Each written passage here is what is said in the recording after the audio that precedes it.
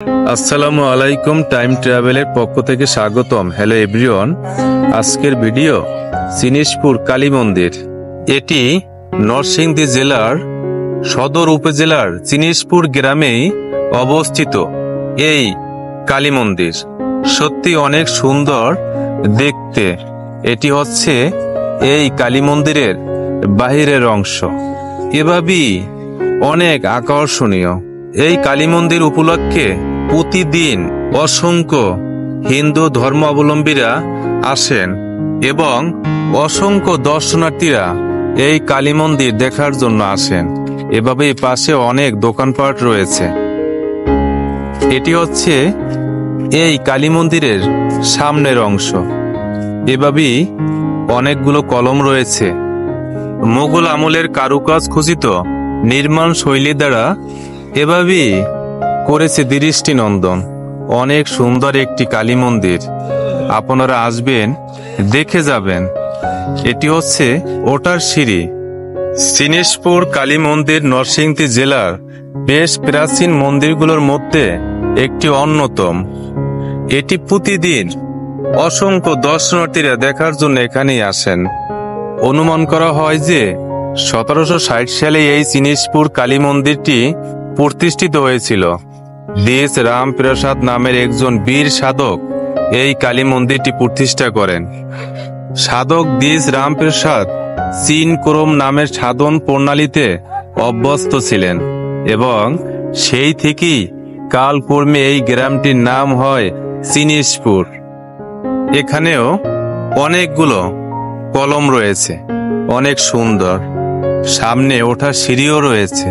এখানে হিন্দু ধর্মাবলম্বীরা যারা আসেন তারা প্রতিদিন মোমবাতি দেয়। দেশ রামপ্রসাদ নাটোরের মহারাজা রামকৃষ্ণ রায়ের জ্যেষ্ঠ ভ্রাতা ছিলেন। দেবীর অনুগ্রহ লাভ ও আদেশপ্রাপ্ত হয়ে তিনি জিনিসপুর গ্রামে আসেন এবং গ্রামের জঙ্গলাকীর্ণ পরিবেশে আশ্রয় লাভ করেন। এটি একটি বড় বট গাছ। দেশ রামপ্রসাদের সিদ্ধি লাভের পর থেকেই এই বট বৃক্ষটি জনসাধারণের নিকট তীর্থ কেন্দ্র হিসেবে পরিচিতি লাভ করতে শুরু করে। প্রতিদিন হাজার হাজার নর নারী বট বৃক্ষের নিচে সাধু দর্শনের জন্য ভিড় করতে থাকেন। এই বটগাছের বয়স কমপক্ষে 300 বছর হবে। পাশে এভাবেই একটি শিব মন্দির রয়েছে। এটি হচ্ছে এই কালী মন্দিরের ভিতরে ওঠার পাকা সিঁড়ি, অনেক সুন্দর। এখানে প্রতিদিন হিন্দু ধর্মাবলম্বীরা আসা যাওয়া করেন। শুধু তাই নয়, মুসলমান যারা রয়েছেন তারাও এই ঐতিহাসিক কালী মন্দির দেখার জন্য আসেন। এখান দিয়েই ভিতরে প্রবেশ করতে হয়। এখানে অনেক হিন্দু ধর্মাবলম্বীরা দাঁড়িয়ে আছেন এবং প্রার্থনা করছেন। অনেক লোক দাঁড়িয়ে আছেন এবং ভিতরেও রয়েছেন। হিন্দু ধর্মাবলম্বীদের জন্য একটি পবিত্র স্থান। এভাবেই চতুর্পাশে বসার ব্যবস্থা রয়েছে। মনে হচ্ছে যে স্টেডিয়ামে যেভাবে চতুর্পাশে বসার জায়গা রয়েছে, ঠিক সেরকমেরই মাঝখানে তাদের কালী মন্দিরের প্রার্থনার জায়গা রয়েছে। কত সুন্দর, কত দেখার মতো।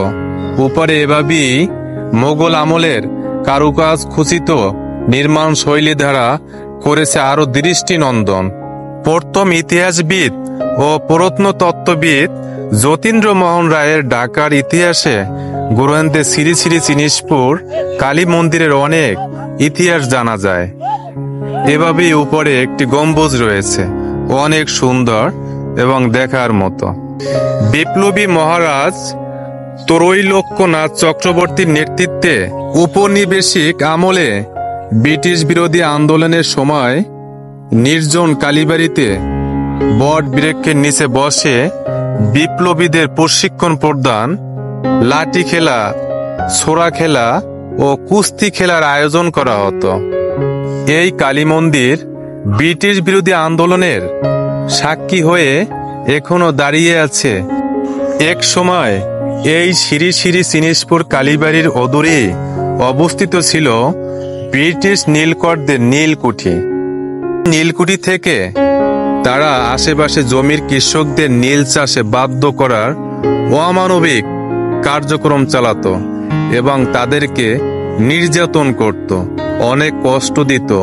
তাদের শ্রমের যেই অর্থগুলো হতো সেগুলো সব নিয়ে যেত। সত্যি তারা অনেক কষ্ট করেছেন, তবে সেই নীলকুঠি এখন আর নেই। সেই কুঠি বাড়ি এখন কালের বিবর্তনে ধ্বংস হয়ে গেছে।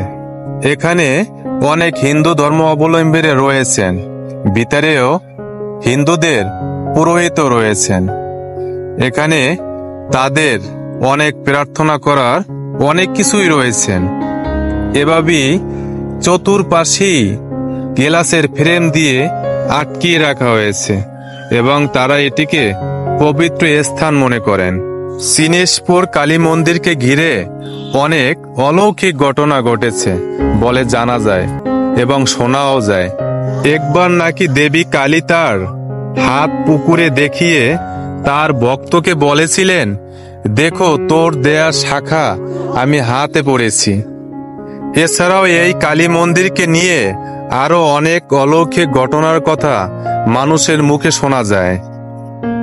এখানে এভাবেই দেখতে চতুর্পাশে অনেক ভক্তরা রয়েছেন, অনেক দর্শনার্থীরাও আসেন।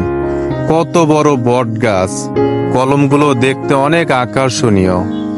এই কালী মন্দিরের বয়স 264 বছর। 264 বছরের ঐতিহাসিক এই কালী মন্দির। এখানে হিন্দু ধর্ম অবলম্বী যারা রয়েছেন তারা এখানে মোমবাতি ধরায়। তারা মনে করেন এটি পবিত্র স্থান, কেউ আগরবাতিও ধরান।